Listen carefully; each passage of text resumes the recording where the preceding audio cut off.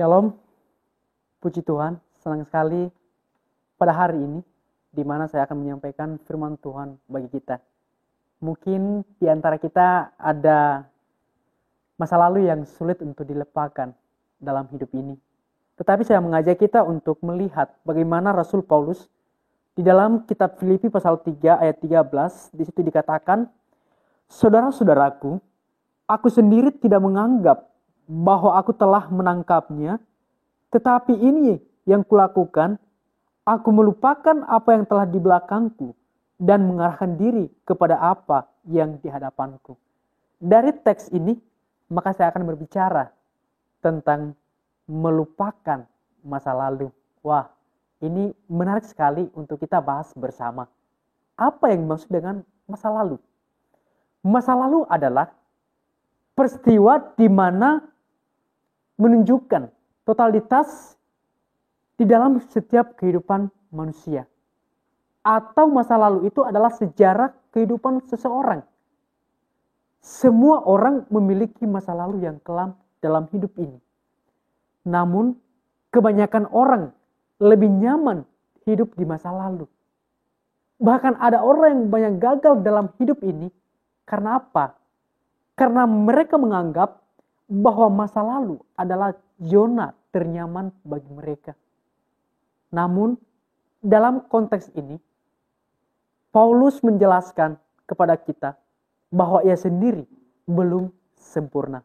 Tujuan saya untuk menyampaikan firman Tuhan pada hari ini, untuk mengingatkan kita sebagai orang Kristen, supaya kita fokus pada tujuan. Karena dengan berfokus pada tujuan, maka kita dapat memenangkan pertandingan. Dia itu untuk memperoleh hadiah panggilan surgawi. Lantas yang menjadi pertanyaannya adalah, bagaimana cara kita untuk move on dari masa lalu kita? Yang pertama adalah tidak mengingat masa lalu. Atau melupakan yang ada di belakang kita. Melupakan artinya tidak mengingat lagi. Di sini Paulus menjelaskan kepada kita bahwa ketika orang ingin mencapai tujuan yang baik, maka ia harus melupakan apa yang ada di belakangnya.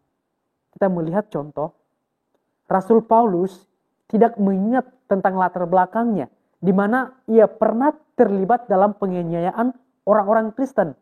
Tetapi ia menaruh itu semua yang ada di belakangnya.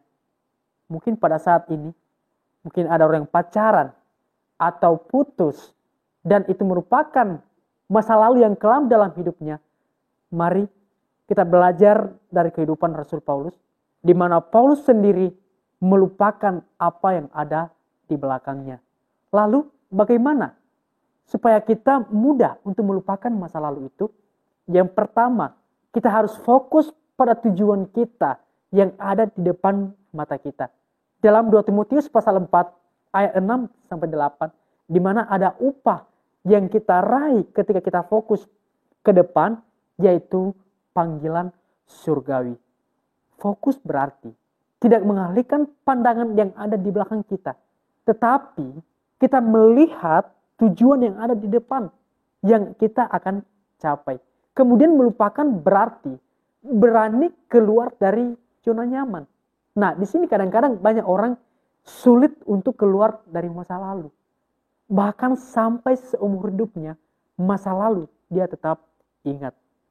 Tetapi percayalah bahwa Tuhan akan mempunyai cara sendiri untuk menolong kita yang memiliki masa lalu, baik orang yang berpacaran, baik itu di dalam keluarga, baik dalam persahabatan, tetapi Tuhan pasti akan menolong kita.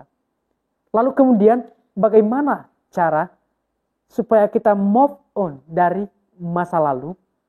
Yang kedua adalah mengarahkan diri apa yang ada di hadapan kita. Mengarahkan diri artinya apa? Memiliki tekad yang baik. Atau sungguh-sungguh mengarahkan kekuatan dan pikiran kita. Supaya apa? Supaya kita tidak gagal dalam tujuan yang sudah kita rencanakan dalam hidup ini. Lalu Paulus menjelaskan bahwa untuk memperoleh hadiah, yaitu panggilan surgawi, maka haruslah benar-benar mengarahkan pikiran kita ke depan. Dalam Amsal pasal 3 ayat 5 sampai 7. Atau sungguh-sungguh menaruh pikiran kita yang baik. Positive thinking.